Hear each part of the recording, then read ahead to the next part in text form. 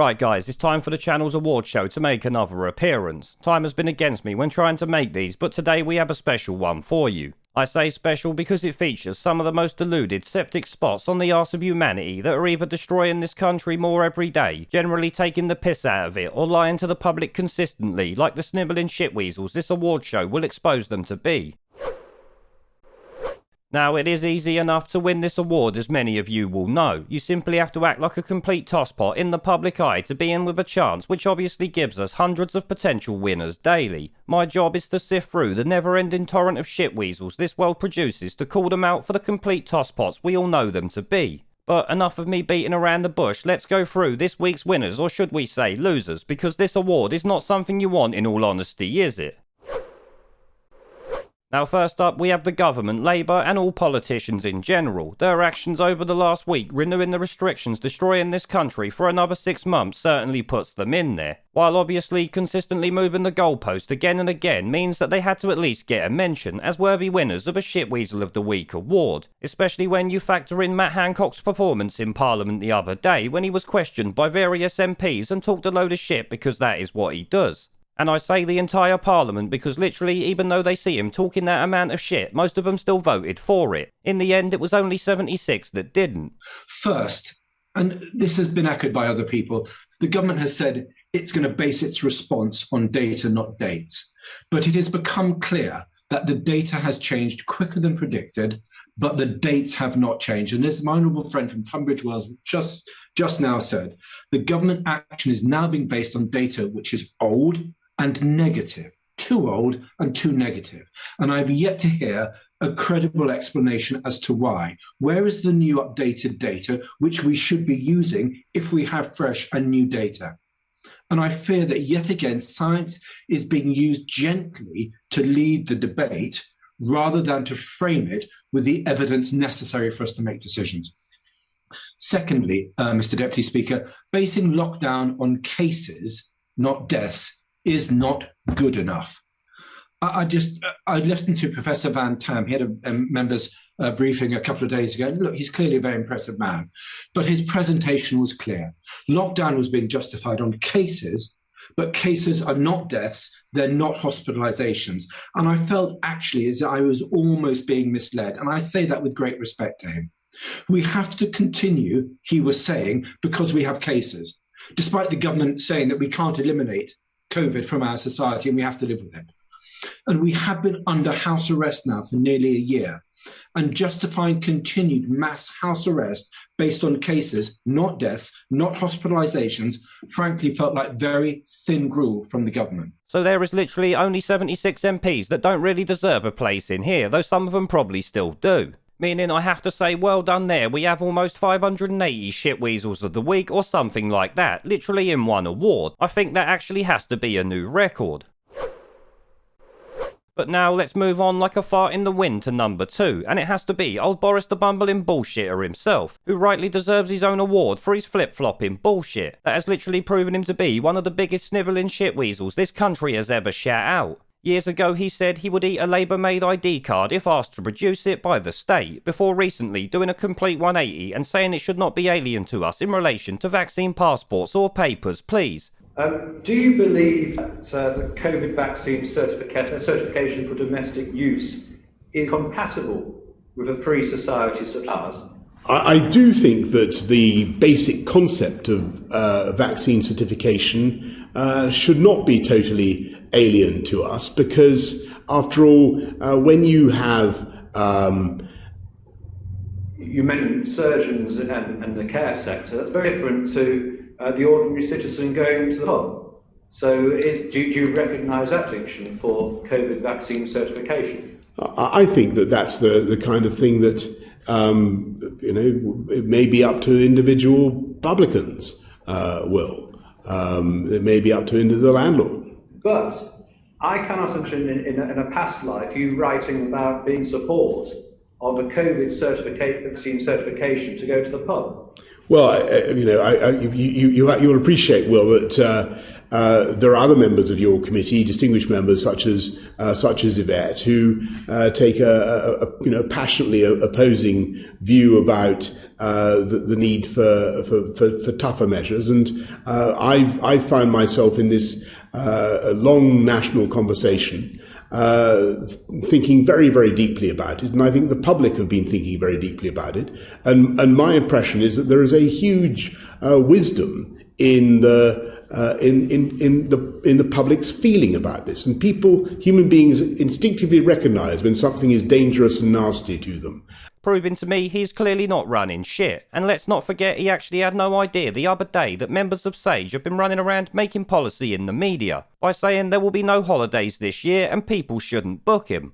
Thank you. Coming on to SAGE and indeed other advisory groups, at the weekend a member of a government advisory body said that there wasn't going to be any international travel this summer. That no doubt cheered the nation immensely. Is that the policy of the government?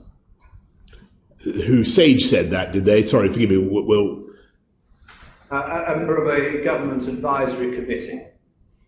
Okay. Well, what we're going to do is on April the 5th, we'll get the findings of the Global Travel Task Force, and I'll be setting out where I see what I think it may be possible from May the 17th. You know, as Yvette was just saying, things are looking difficult on the continent, and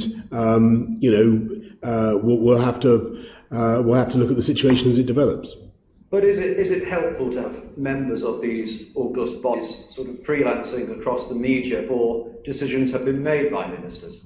I think it's one of those things that we just have to get used to. I think it's been a feature of life for quite some time. But do you find it helped, Prime Minister? Well, I think what it shows is there's a wide spectrum of scientific opinion. So literally there for them reasons and obviously many more, he has an award all of his own. But now that we know he is our second ShitWeasel of the week, should we move on to the third? Because up next we're going to have two quickfire awards involving the same shit show, and that is the protesters who are outside the school in Baitley moaning because a teacher shared an image of Muhammad in a blasphemy lesson. Obviously, the second award in relation to this goes to the school and the police. The school for suspending the teacher and the police for letting this happen in the first place. Among obviously reasons we will get into shortly. But this whole shit show and the response to it in my mind makes them deserve an award here. And actually the government and all governments before them are also implicated in this because they caused it at the end of the fucking day. So while that was only a quick one, we literally have our third and fourth ShitWeasels of the week, and they go to all involved at the Baitley School bullshit that should have been shut down from day one. So now should we see who will take the fifth award today?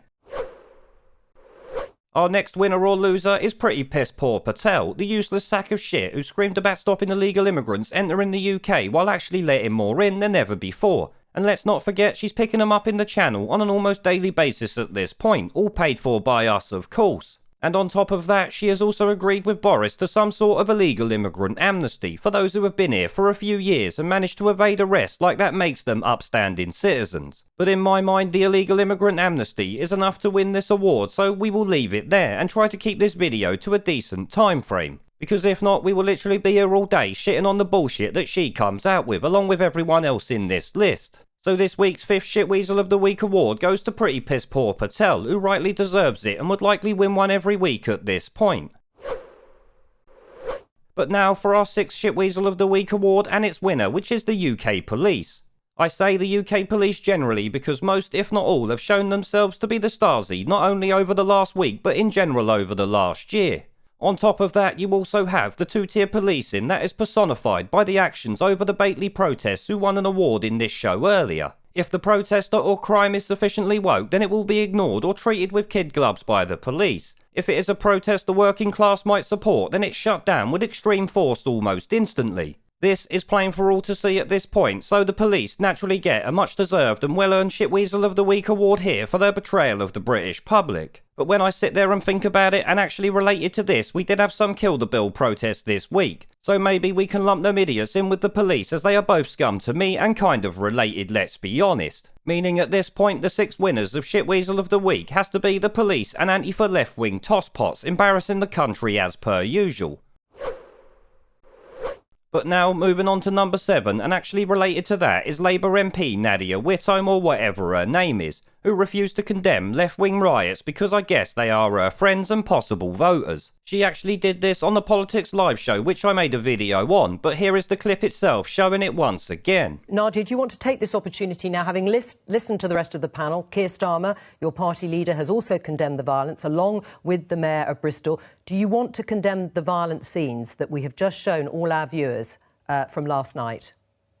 Of course, Jo, I don't want to see violence against anybody. So you condemn it? I wish everybody who's been hurt in this a speedy recovery. I'm not going to, as I've already said, I'm not going to get into the business of condemning protesters until we know exactly what's happened. Right, but if you're condemning the violence, you do have to condemn some of those people that we can see quite clearly from the pictures were setting fire to police vans. Police officers have been injured and they were attacking the police. Responding actually to what Anita said as a Labour MP, do you want to just straightforwardly say that was wrong? I don't want to see violence being perpetrated against anybody, and I wish everybody who's been harmed a speedy recovery. But as I say, I'm not going to get into condemning protesters when we don't know what's happened yet. We need a full investigation into what's happened on the side of protesters, as is happening, but also on the side of the police. That's just the function of a democratic society. All right, well, people can obviously make their own judgments about what you've said. She did absolutely everything she could to not answer the question and avoid condemning the protests, making her a snivelling shitweasel, as most of you would agree. But moving on to number 8, which is actually another Labour MP, though unrelated to the previous reasons for winning the award, though once again this was on the BBC. It is none other than Lisa Nandy herself, the idiot who last Sunday went on the Andrew Marr show and essentially admitted that Labour only believe in cancel culture when it's against someone that they don't like at the time. She said this in response to Andrew Marr questioning her over an election candidate they have been a bit naughty in the past. Because as many of you will know, Labour love cancel culture and Marr expected him to get the same treatment. Nandy obviously proved that that only counts when you don't need the person involved for some reason or another, or they happen to be a political opponent. But here, enough of me talking, take a look at the Marr clip once again to prove what I am saying. Your candidate, Paul Williams, said in 2011, "Do you have a favourite Tory MILF?" Mind-blowing dinner table conversation to which your colleague, the ex-Shadow Attorney General, Shami Chakrabarti, said this: "Completely unacceptable, misogynistic abuse. We need to change that candidate immediately." Do you agree with Shami Chakrabarti? Well, I absolutely agree with her that it is completely and utterly unacceptable. He was right to apologise, and if he hadn't apologised, frankly, we'd be having a very different conversation on this show this morning. I think it's really important that when we said as a Labour movement that this has to be a watershed moment after the murder of Sarah Everard and the outpouring from women across this country about what everyday sexism has done to our lives, that we prove it. Paul has apologised. He now has to go out and show that when we said this was a watershed moment, we're going to use it. He has a huge platform through the by-election to demonstrate that, and I am absolutely determined that we are going to do that. So it's fine to be a misogynist as long as you apologise? No, I don't think it's fine to be a misogynist at all. But I think you need to recognise, Andrew, that we're in a place where a lot of people have got this wrong in the past. But with everything that's happened in the last 2 weeks, that drumbeat of everyday sexism to which women across this country, including me, are forced to live our lives is no longer acceptable. He said he got it wrong. And now what I want to hear from him and from others who've made comments like this is that they're going to get this right in the future, particularly those people who have a public platform. They have to show. You see, him saying sorry is fine there, despite many others doing the same, and Labour demanding her life be cancelled anyway, making her, like I said, a worthy winner of this week's 8th Shitweasel of the Week award. Now though, it's actually time for our 9th winner of this week's Shitweasel of the Week award, and the final one to boot. So you could actually call him the ultimate snivelling shitweasel of the week, and it has to be Charlie Mullins or Discount Rod Stewart, for his vaccine fascism spouted to ITV the other day. As many of you will know, he is the owner of Pimlico Plumbers in South East London and a Ramon in Tosspot, who happily promotes his lunacy daily at this point, all while living in Spain, which I'm sure surprises few of you. Because obviously, like many others, he is demanding rules and regulations while not even being in the fucking country. But I feel I should say, while the rest of this week's winners have been in no particular orders, many viewers commented on my video about this tosspot the other day and the ultimate embarrassment to Londoners that he actually is, saying he has to be the ShitWeasel of the week, and I 100% agree with every single one of them. He actually said the government should stop unvaccinated people walking the streets. All of this after talking about his business, Pimlico Plumbers' plans to discriminate against workers and households who have not had the jab or do not want it, but obviously require a plumber. Personally, I hope this policy sends him out of business, but here, enough of me talking. This ultimate snivelling shitweasel can show you what he is for himself.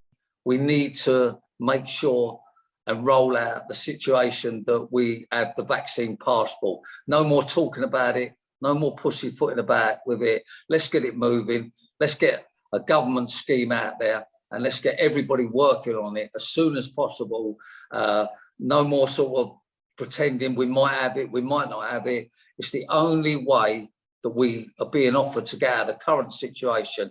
We now need to stop talking. We need to make it happen. And as a Prime Minister, it's the Prime Minister needs to say, this is what we're gonna do. This is the way to get back to where we was, and let's get on with it and let's all work together on it.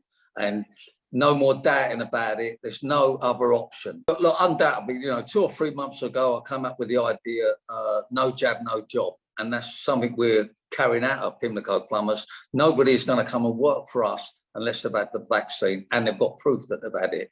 We're not going to send engineers out to customers' houses once the vaccine is properly rolled out unless they've had the vaccine. So for me, it's a no-brainer. From a business point of view, it's a must. And, the quicker that everybody acknowledges that, without proof of the vaccine, you can't go into a pub, club, restaurant, gymnasium, anywhere at all. You can't travel, theatre, you can't even go into work. I mean, personally, I have to say, I don't even think that we should allow people on the streets unless they've had the vaccine. I have to say, I don't even think that we should allow people on the streets unless they've had the vaccine. I have to say, I don't even think that we should allow people on the streets unless they've had the vaccine. I have to say, I don't even think that we should allow people on the streets unless they've had the vaccine. So there you have it, guys. Fuck the Nuremberg Codes, UNESCO rulings, the Council of Europe, or the Equality Act 2010. He has gone full vaccine fascist, proving what a snivelling shitweasel this guy is. And actually showing you exactly why he is the winner of all winners in my mind, on par with Sadiq Khan at this point, who could easily have been in this list himself, but I expect he'll be in the next one anyway, let's be honest. Now guys, I hope you've enjoyed this episode of ShitWeasel of the Week. If you did, smash the like button, subscribe if you've not already, and share it out to the world, because we know YouTube won't. I expect it will be considered a little bit spicy for them. Oh, and as always, the links are down below, but you know that already. Now you guys can enjoy the outro, because I'm fucking off.